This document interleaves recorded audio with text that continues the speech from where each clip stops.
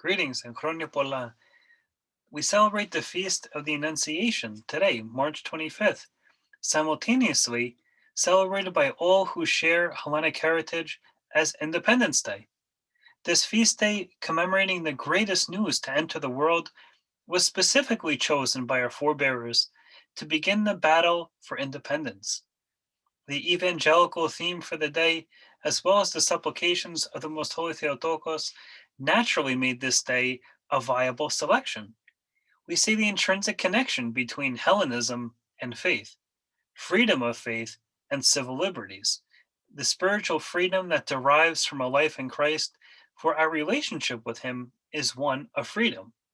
We also may call to mind the words of St. Paul to the Galatians: "For freedom Christ has set us free. Stand firm, therefore, and do not submit again to a yoke of slavery." St. Paul was speaking of the slavery that originated with religious customs that kept people under the burden placed on them by their elders, the Pharisees. However, as early Christians, he exhorts the Galatians to understand the freedom that has been bestowed on them by Christ through his cross, the tomb, the resurrection, and his ascension. Our ancestors chose the motto freedom or death, eleftheria y thanatos, for the War of Independence. We can certainly understand that this produced one of two meanings. If they were not freed, they would either die rather than being imprisoned, or that they would die as a result of the fight.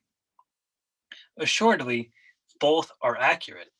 The first, however, shares in the above mentioned concerning our life in Christ. When one is imprisoned, not solely as our forebears, but in each and every day terms, passions, addiction, unhealthy relationships, work that devalues, bigotry, hatred, racism, or other isms, a death may occur because of a removal of freedom and humanity.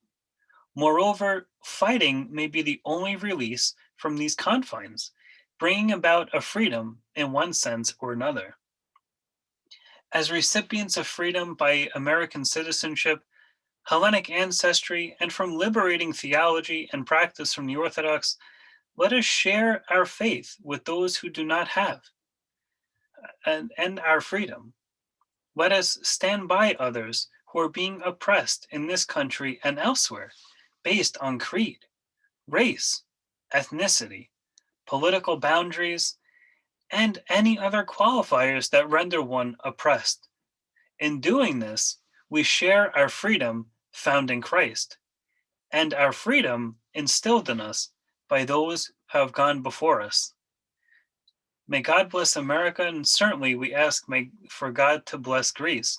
Zito η 25η Μαρτίου, ζήτω η ελευθερία, ζήτω η Ελλάδα, ζήτω η Ελληνική Επανάσταση του 1821.